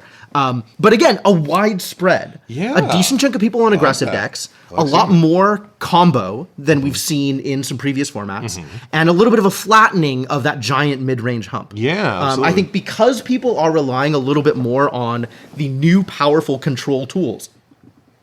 Engulf, Shade Mist Priestess, very powerful cards. Yeah, very strong. And enabling people, I think, a little bit. Maybe less enabling people and more giving people confidence in kind of the controlling decks. So yeah, a little bit more Genbu. The Water Mill deck, definitely a controlling deck. Yeah, so absolutely. Seeing those kind of skew the numbers here. Yeah. Well, it's very cool to see that, especially this time of the season. I mean, obviously, I'm happy that aggro is getting more representation because I'm a big aggro fan. But honestly, we still get a very diverse mix. Yeah. It is surprising to see this diverse a mix this early on. Yeah. So we'll have to see how this goes as things progress. But for now, I'm very satisfied. So we should probably call out some individual decks. Yeah, let's talk about some individual decks. And as we alluded to, in 40th place, we have Stella, Sapphic Snake on Water Terra Kongming. This deck is analogous to her very much. and it's received some upgrades. The Nimue system, as it has been called online, has been upgraded with the bolts of diamonds provided by both the Diamond Ribbon and the Four of Diamonds, which is really great if you just want your opponent's allies to never have existed in the first place. And this also has a great inevitability engine now in the form of Shu Kong Shifted Fates, the Kong Ming Ultimate. It is not unrealistic for Kong Ming to draw 11 plus cards. And throwing this down and then popping a fan and saying, hello, please take lethal damage is very, very plausible. Yeah, so this deck also kind of a stereotype for control. Yes. Right? So the idea is you put out some taunters, you have stuff like Engulf and Cerulean Decree to kind of keep your deck flowing and keeping your opponent deck down. Yep. And generally what you are trying to do is avoid taking damage. Yep. Once you get up to Terra, you have Sempiternal Sage to kind of keep your damage counters a little bit lower. And once you build up enough influence, you can drop Shu Kong and just end the game. Yeah, it's pretty great. So You'd almost call it a combo kill, except for the fact that it's just one card. It's just one card. The inevitability is just the influence. And that's the definition of control. As the influence grows, your chances of survival diminish. So, very, very sweet. In 33rd place, we have 4CE, or I could also call it Ace, depending on how you want to see that. I almost want to call it Force. But We could also call it Force. We could call it Force. let's go with Ace. Ace seems more realistic. If you're out there, Ace or Force, listening to us, tell us how do we pronounce your name? Please inform. Please. Anyway, Firecrux Slurry.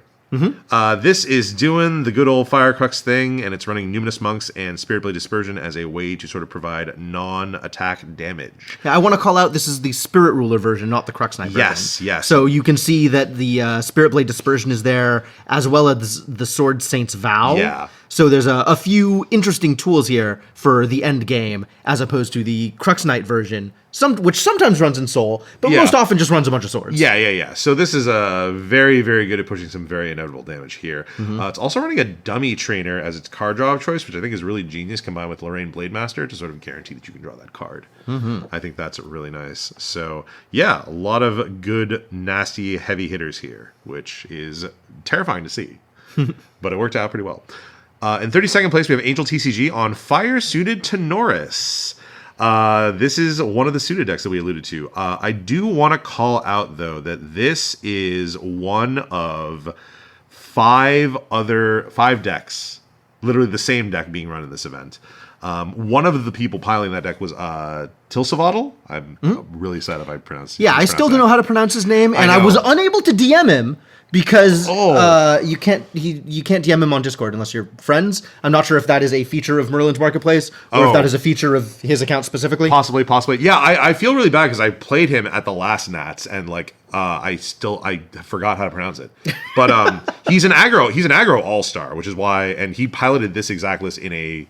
Well, I don't know if it's this exact list, but he piloted a very similar list in previous store champs and regionals in his region. So I have to presume he had some hand in building this. But if you look at it, it's all suited.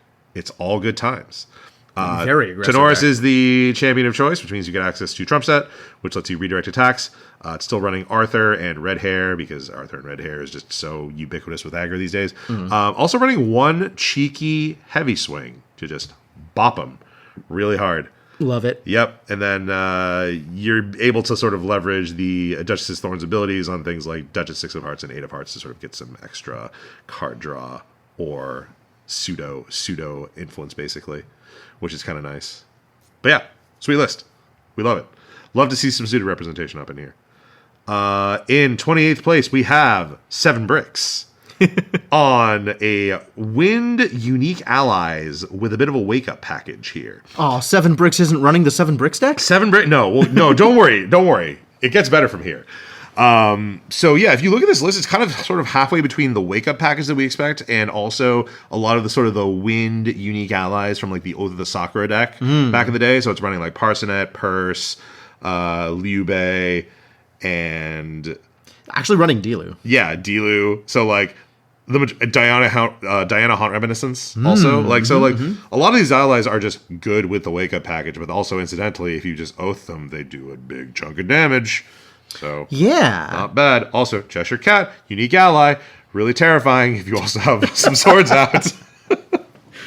So it works out pretty well. Yeah, it's cool to see these wake-up decks have other game plans. Yeah. I mean, we've talked before about kind of diversifying your damage portfolio, sort of the different ways that your deck can deal with your opponent. You know, if you look at something like Genbu, there's the obvious Fugue combo with Genbu. So you can just punch in for 1 million damage. But they also run the Fractal of Polar Depths to mill out your opponent. They also run Stratagem to kind of go through with spell damage if the board isn't clear enough. So there's a lot of different ways, different approaches they can take, and it's hard to defend against all of them. Yeah, this sort of represents a damage profile that we haven't seen in a while, which is just the going wide, right? And like the suited lists do kind of do this to some extent, but like this is really just like, I'm going to play a bunch of guys, I'm going to swing with a bunch of them, or I'm just going to make one guy really big and swing multiple times. Yeah, I love this because the redundancy means that they're not as fragile as Wake Up normally is. Exactly. They're not as they're a lot more resistant to disruption because they have other allies out there, and because they have this extra game plan of just sending in more allies than your opponent can deal with at once. It's great. Very cool.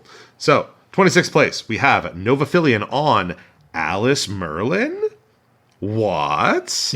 Mantle of the Abyss's errata is actually worthwhile? Fantastic. Crazy. So yes, this is Alice Distorted Queen going into Merlin Memory Thief and Merlin Kingslayer, using Mantle of the Abyss to sort of get a little bit of extra juice from that Rile of the Abyss. And if you look at this list, it's a whole lot of specters. You've got Liminal Guides, you've got Undying Dreams, you've got Unyielding Wraith Guards, Evercurrent Raiders at 4, which is pretty wild. And all of that gas is just feeding the engine, which you will use to eventually go to Merlin and blast them.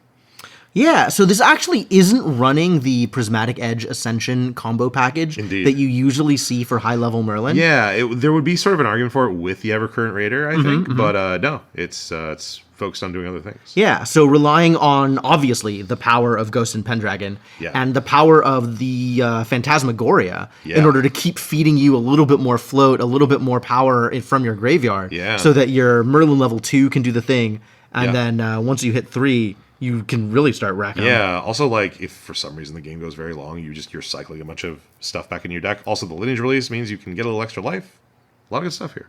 Oh, yeah, and the update to Mantle means you're not stuck at Alice. That's so good. That's so good. It's not bad. It's not bad. So, yeah, they found some hope here in the form of Errated Mantle. So, thank you. Thank you, team. In 25th place, we have ZTR God, main deck Mitch, on Wind Seiryu. And I'm calling this out because this is the top placing Seiryu in this event. 25th? 25th. Unbelievable. Really, really wild here. What's even more wild is if you look at this list, and I'm honestly a little bit confused on what type of Seiryu this deck wants to be. There's a little, because like you see sort of the numbers where like the arcane cards are sort of toned down to what you would see in sort of like an Influence Dragon list, and then you look at sort of there's also Beseech Fate Stones also doing their thing there. And so you're like, okay, so maybe it wants to turbo a little bit too. So it's really interesting to me. It's really a bit unusual and sort of trying to understand. There's no Fairy Whispers. There is no Fairy Whispers. Which I think is just a sign of how much of the advanced element cards are here now, right? There's so much more norm, and then there's so much more advanced element that there's not enough wind to actually justify them. Yeah, and some of the tech we're seeing is also really interesting. Like there's one of optical control. Yeah. Which is fascinating to me. Even more on the board, but yeah, a lot of interesting things going on here. So I'll need to do some more sleuthing into how this deck actually performed. Perhaps I can find a stream match that I missed where they explain it. Or main deck might talk about it, of course, on the podcast. So be curious to see how that all pans out. So in 23rd place, we have Sakomi, one of our locals, on Fire Oblation. Heck yeah. Get there, buddy. 8 bricks, baby. Good number of bricks? Good number of bricks. Really excited to see you up here. In 22nd place, we have Tycoon, another one of our local friends. Win Shadowstrike Tristan. Once again. The top placing Shadowstrike? Once again, the top placing Shadowstrike. Hell yeah. So, good job, Tycoon. Definitely paying off here. So a lot of cool stuff in his list. Ayla obviously doing lots of good work. So very, very cool to see. In 21st place, we have 1 Wisp on Fire Oblation. 10 bricks. Yep. So does this say something about the number of bricks being proportional to your results? I don't know. Obviously, you decide. That doesn't lessen the fact that I'm very happy that our boy Sakomi made it.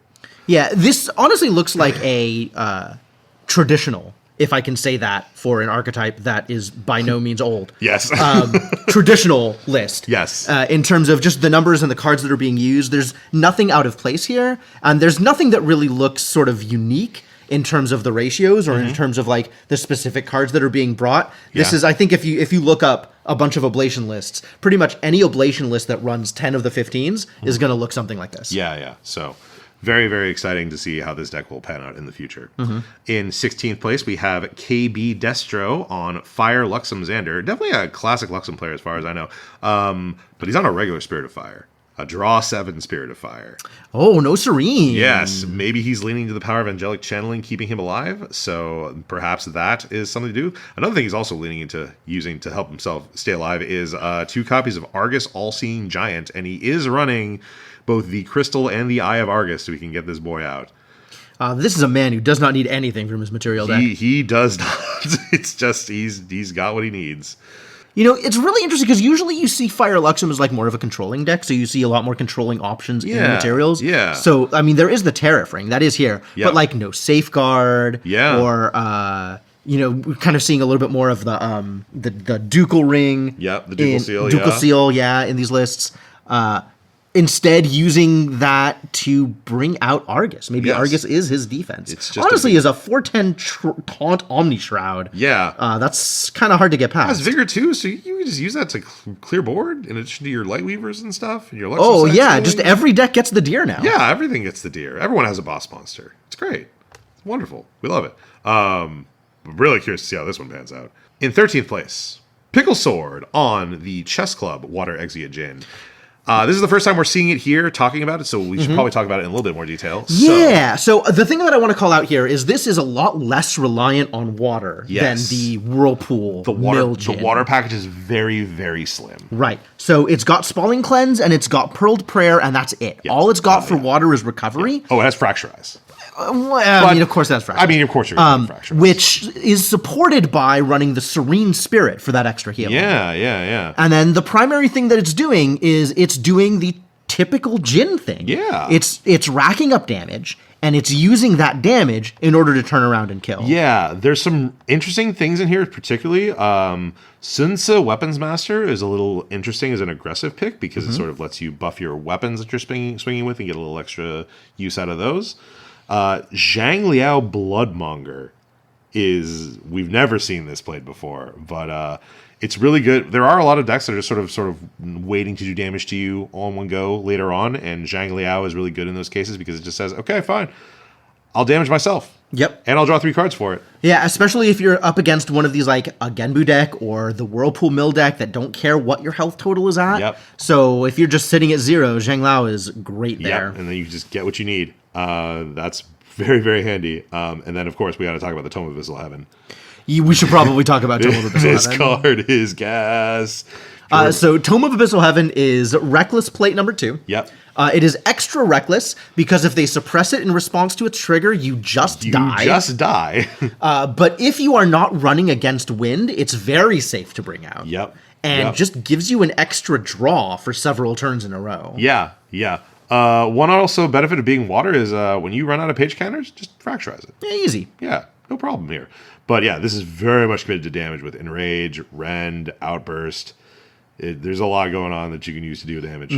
So, and of course, like the standout new Exia card, Seething Intercession. Oh my god! Honestly, I think this is what enables Djinn at this point. I think the reason Djinn is alive is because Seething Intercession is essentially a draw 3. I have waited for Impulse Draw in this game for so long, and now that it's here, I'm just like, it's so good. Just let me play this all the time, please. Yeah, right. So very cool. I'm assuming this is Pickle Sword's baby with some help from Chess Club. So this is the same list that all of Chess Club was on in Nats. Yes. I'm not sure who kind of pioneered this deck. Yeah. But yeah, I kind of wouldn't be too surprised. Pickle Sword feels to me like the prodigy deck builder of that group. So I would not be surprised. So very cool.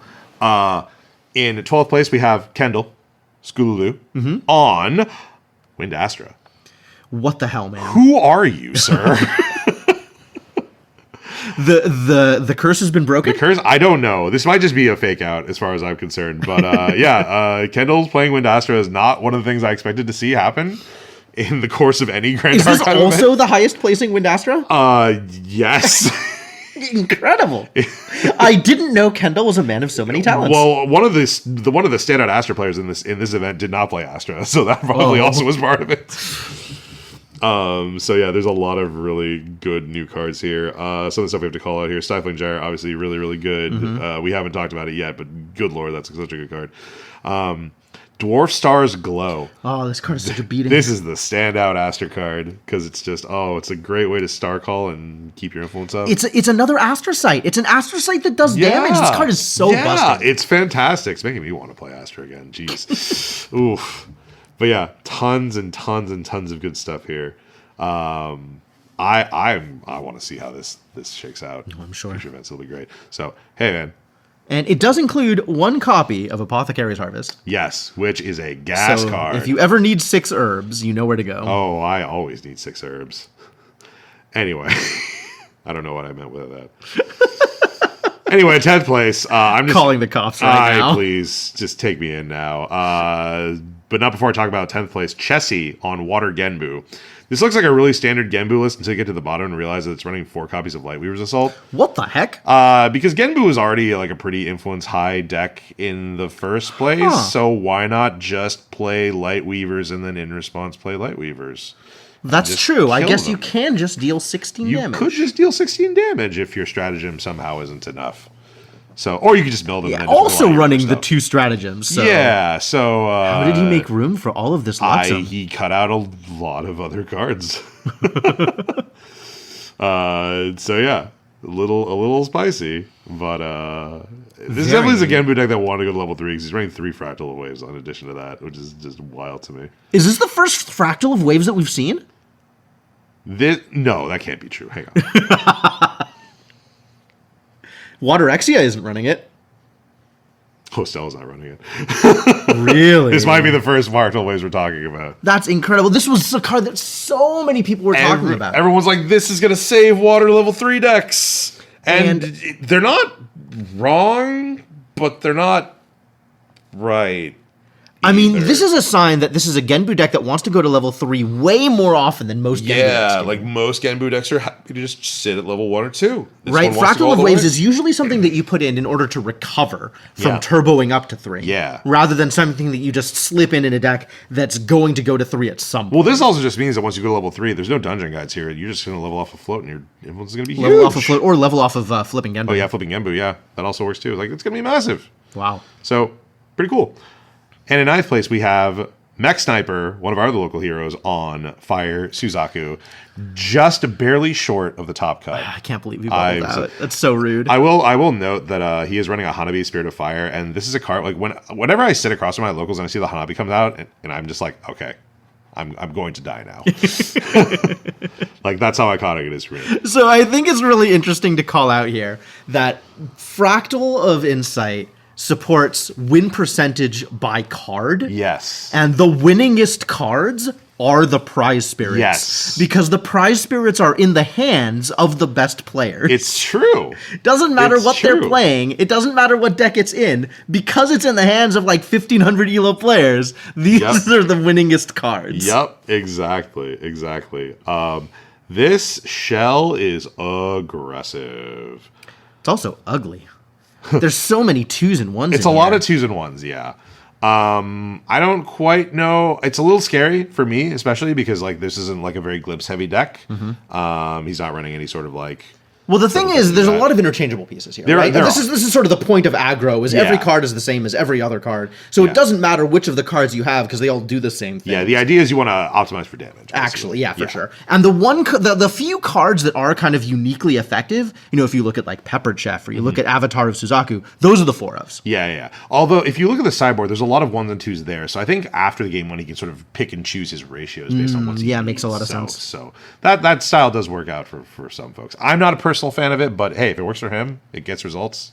That's great. Sure. So, big shout outs to Mech Sniper there. And now we're into the top 8. We're going to the top 8. So, what are we seeing in the top 8? Well, we should start with 8th place. Curl Pixels on Fire Aetherwing. And this is the first time we're talking about Fire Aetherwing in this event. I can't believe this made top 8. Wow. It's a big spicy. So this is a deck that has been around for quite a while. Oh, yeah.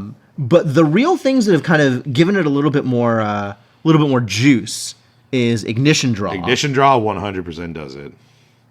Ignis Deus also giving you a bit of a tempo boost also definitely helps do it. So there's a lot of good stuff here. Yeah, I think DJ Nova was the last person to make it to top 8 with this type of deck. And I don't think the deck itself has changed too much. The main thing is Quick Step Treads. That's true. Yeah. Yeah, that is the only new card, I think. Yep. And that's very, very potent here. There are some nimble longbowmens in the side, which is kind of a nice way to sort of, go distant and also get your champion distant as well. So that's pretty nice. Immolation Trap's also really good for those boss monsters. Yeah, seems important. Yeah, but otherwise, this is a very big, bursty, aggressive package. So big ups to Curl Pixels for getting through this one. Heck yeah. Yeah. In 7th place, we have Gem on Fire Slimes. Yup. I'm going to call it, this is the 1 level 3 deck in top 8. Everything wow. else, everything else is level 1 all the way down. So this deck is running kind of your traditional slime package, obviously Baby Green. Baby Green is banned. Baby Gray, obviously very, very good. 61 cards using Terrasite. So Sean Liftersill was on commentary for this event, and he was mentioning something which I think we were thinking about as well, which is like Terrasite is kind of an interesting pick in this deck because the material cards for slimes in Terra in general are just so powerful that it's like, when do you get the chance to just pull Terrasite back to your hand and draw a card? Very rarely. Pretty in fact, rarely. I think it is actually there as yet one more card for the Ethereal Slime. Because you can get to the point, if you've drawn 3 Ethereal Slimes, where there's nothing left. That's true, and then that actually lets you have a target to sort of banish. It lets you have a target, and if you've actually run your material deck out because you've played the 3rd Ethereal Slime and drawn a card, now you can just use Terra Slime as materializing, or Terrasite as material. Terra Slime. I wish. Well, speaking of Terra Slime, we are seeing 2 Verdant Slimes. Yeah, I think that's a really cool addition too. It's a good way to deal with Regalia. Also, just a big body to get in the way just sometimes. So that's really handy too. So yeah, it is a little bit refreshing to see slimes back in the running. Absolutely. I'll be a little terrified if they become an invasive species again. But for now, I think I'm happy to see them here. In 6th place, we have Noelle on Water Aetherwing Diana. Yep. Yes, Noelle was playing Exia Jin the previous event, but I think, like we mentioned, I think this is probably just a more comfortable pick for the field. So nothing too crazy here in terms of changes. We love to see that Diana Haunt Reminiscence one. The Shaho Dunes are gone from LA, and I'm a little sad about that. I feel like they've been replaced by the Shademist Priestesses. Yeah, the Shademist Priestesses are quite good here. It just is a way to mitigate damage, so I can't fault that too much. But still running kind of the wider interaction package between Frostbind, Cerulean Decree, Frozen Dismissal in the main. Yeah. No, that was a really good choice here, just being able to sort of mitigate other threats too. So very strong here. Also adopting the Reforgings as well. Yeah, I think definitely took a lot of lessons from Apex's lists. So pretty good picks. So grass to Noelle. In 5th place, we have Frankie Doodle. We talked about this guy a little bit, and I'm really excited to see him in the top 8. His first top 8 on Fractals. Not Dragon. God damn it, Frankie. I thought he was going to be on Windluxem. Bamboozled entirely. But yeah, this is very similar to Caben's lists. I think it's kind of taking the same sort of overall strategy of building up influence, hampering your opponent with stuff like Acquiescing Rejection and Fractal of Intrusion, and generally building up an overwhelming advantage in both material on the board and material in hand, using stuff like Zheng Zhao and all of the cards in the materials to give you extra cards. Yeah. So 3 baubles. Man. 3 baubles. 3 baubles, this man. Except no less. So big shout outs to Frankie Doodle. Getting his first spirit. Very excited to see where this man goes in the future. In 4th place, Duckats. Heck yeah. Our Duckats on Wind Razorgale Arasana. The TM32 special, of course. There are like a few minor differences between the decks. We're not going to probably go into too much detail. Yeah, I'm not seeing a whole lot of difference between what we talked about for Nats and what we're seeing here. Yeah. I mean, the one nice thing about this being a Wind deck is that there's a lot of 1-ofs you can put in here, and thanks to the power of Fairy Whispers, you're very likely to see what you need. Yeah, it's true. Pretty easily here. So, notably, like, this deck is continuing to do very, very well here. You know, like, and obviously Ducats is very, very skilled, so he can just really bring out this deck's potential. So it's really cool to see him up here. In third place, we have the return of a legend. It's Matt G piloting Matt G. Honestly, like this erupting is not a word I expected to ever bring out again, but it's so ubiquitous with Matt. Yeah. In fact, to the point where I think the commentators on screen, they actually had a list of everyone who was in charge of production for the weekend. And they were just, they had all their picks. And so you had pictures below each person's name about like what they voted for. And so you had like Wind Razor Gale Ari. It was just a picture of like Ari with a wind background, or like Water Diana. So you had Diana with a water background. And then you just had Matt G. And it was just a picture of Matt G. And it's like, yeah, this is Matt G, the deck. Right. Yep. So yeah, notably, I believe he ran a deck similar to this in Nationals. I got to talk with him very briefly, and he basically said that he was able to make some room for some new adjustments and sort of try them out at the Ascent, and it clearly went very, very well for him. Yeah. So there's a lot of stuff we can talk about in this event. So we'll start with the material deck, because typically this list is run with like Lorraine or Rye, and then I think Tristan was late edition. This is all Tristan for that agility, because you really need to be able to pick your cards back up and threaten stuff. And so it's also levering stuff like that with like Blinding Orb and Enfeebling Orb to sort of like hurt interaction. You have Candlelight Hourglass as a way to sort of also hinder people and also draw your cards. There's a ton of card draw in here. The Looking Glass is being used in conjunction with Return to the Archive. Of course. Obviously good here. Why not have yet another main deck draw? Indeed.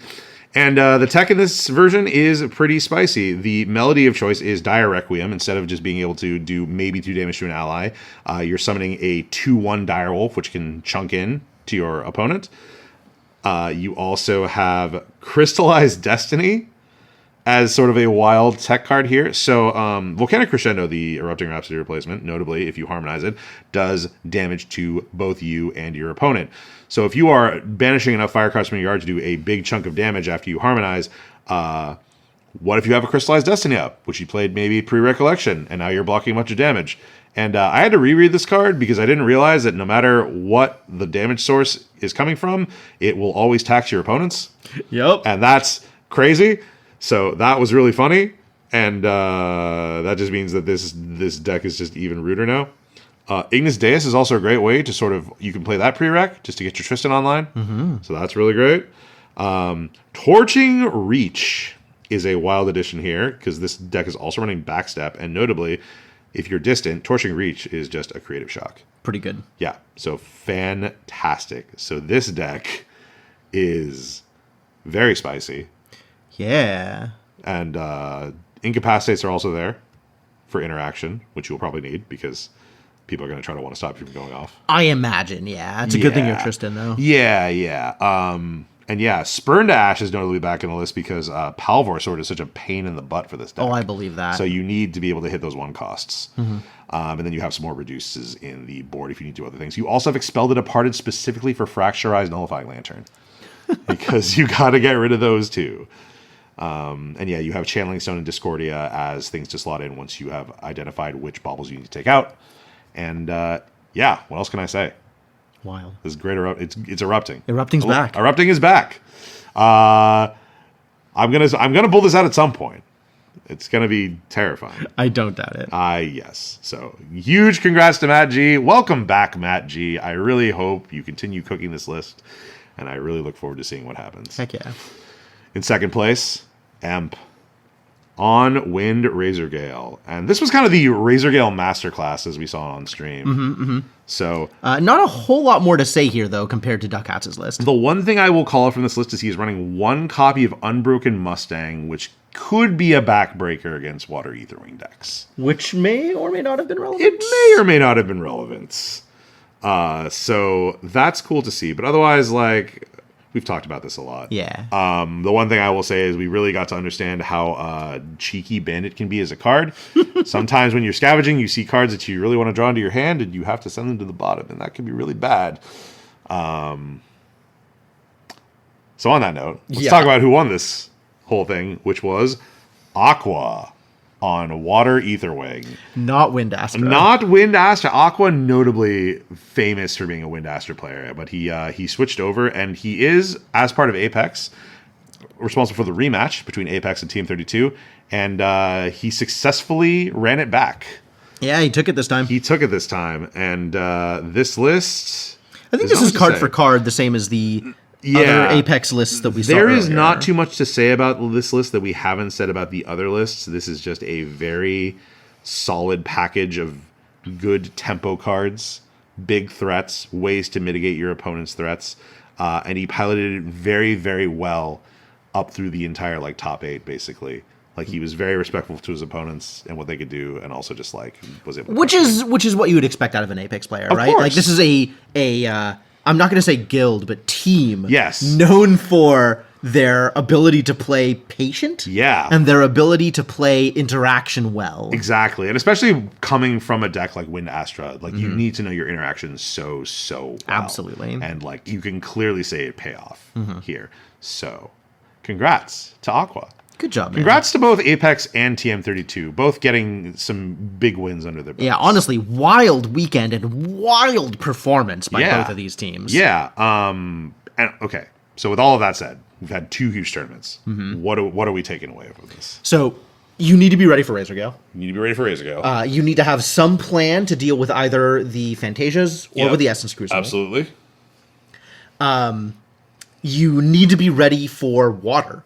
Whether that is Water Etherwing Diana, or Genbu, or maybe even this Water Exia package, there's going to be people playing negates against you. Yes. So be ready for that. Are real things. Absolutely. Yeah. But also you can play, there's a lot of things. Yeah. There's really a lot of decks and all of them have a shot. You just need a game plan for the big things, really. So I'll also stress, being on a team really shows off, this whole event really shows off the power of being on a team, because the folks who came here as part of their teams practice and refine their decks just with one another. Even so, we didn't really talk about Matt G is part of main deck now, which means that his whole erupting strat got put through the gauntlet of folks testing it, and so he has that level of testing experience now that he can leverage.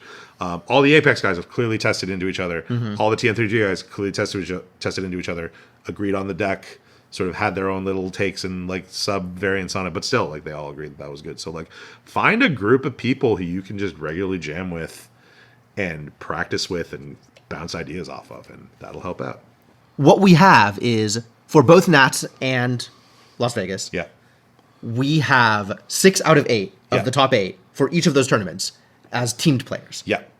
It's important to have people to test into. Yes. It is important to have people that you can play with, that you can bounce ideas off of, that you can kind of be in this environment with. This is a thing that people have learned in every single sport, both E and otherwise. It is important to have people that you can be in community with, and you can all bring each other up. Exactly. At the very least, find some friends, get yourself a practice group, play with each other. Yep. If you don't know where to get that, find a locals near you. If there's not a locals near you, go online. Yeah. Play an online regional. There's definitely plenty of online tournaments that you can play in, just as a place to kind of, sharpen your wits, hone your craft, play a couple of games. Exactly. Play more games. Play more games. Yes. So that will wrap up our take of this double feature, which segues us directly into the BNR update that we were all promised, which is, of course, no changes. No changes. No changes. And the next BNR update will not be until after the end of the national circuit, Europe, Southeast Asia, Oceania. Yep. I think it's wild how many people were like, they're definitely going to ban Strides. Strides are gone. It was interesting because in the article that we saw, it's there's a very good chance we will ban Strides in the future. And I think a lot of people, myself included, were like, oh, they're going to ban Strides. You got to get all your Strides action out. It's so funny because there have been a lot of cards that have moved into category 2 as a precursor to them immediately being banned in the next announcement. I'm always assuming we're going to ban this card. So get it out of your system now. And I'm like, all right. And Chalice of Blood has been Cat 2 for a decade. Chalice of Blood has been sitting there forever. It's just that, man. They were like, oh, Jin's going to break this card.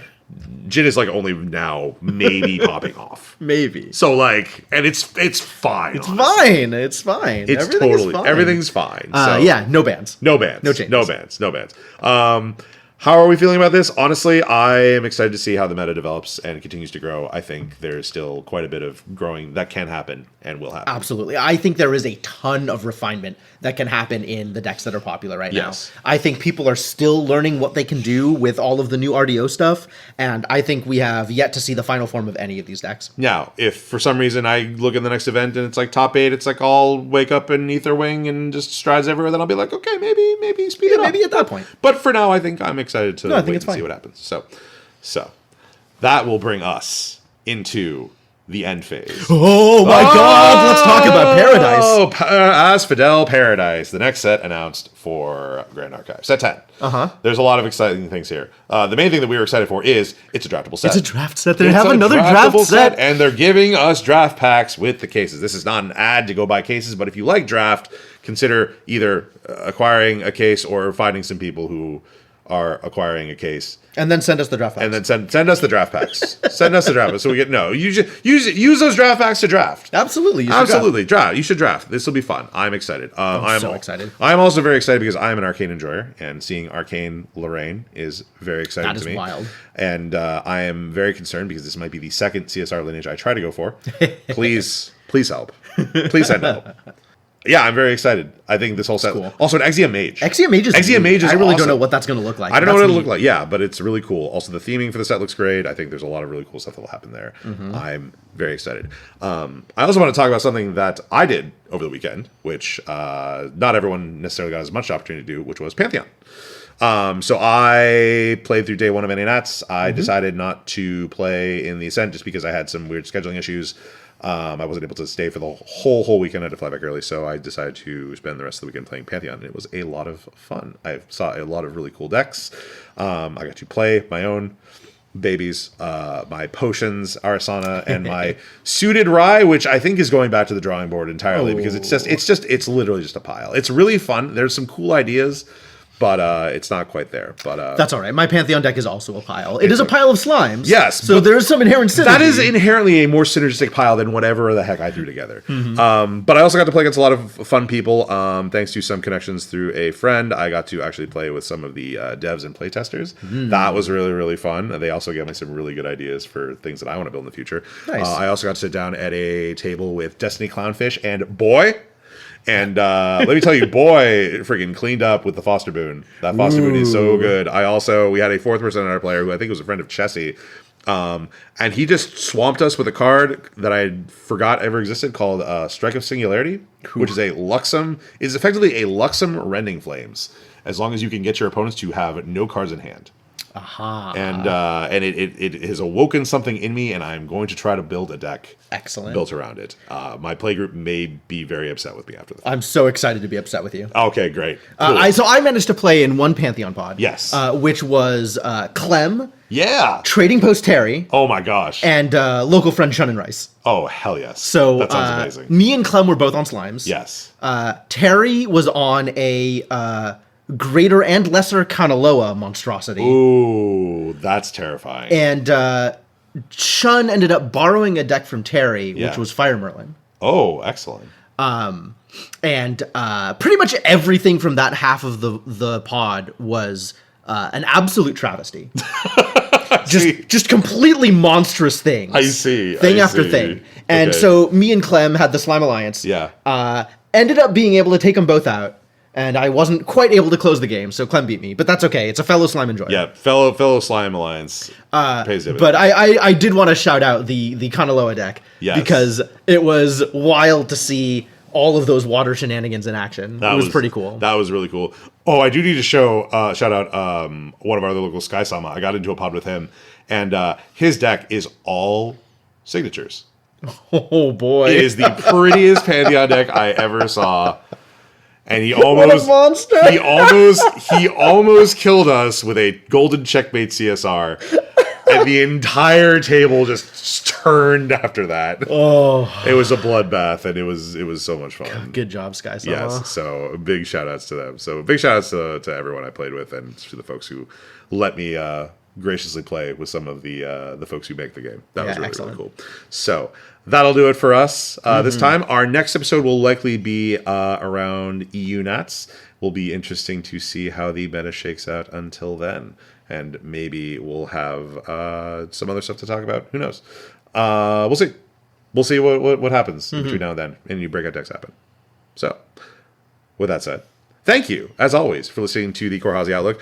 Big shout out to everyone from Northern California who showed up at Vegas for the whole weekend. I had so much fun playing with all of you. Yeah, pleasure hanging out with the crew. Also, shout outs to all the people I played against at Nationals, some really cool folks from Anchorage, in addition to just some other new players who just haven't had the chance to play with yet. Just a ton of fun. If I could remember all of your names, I would shout them out here, but then we'd be here for another 30 minutes. So I will not do that and simply say, please look forward to our next episode where we talk about EU Nationals. And until then, take care. Take care.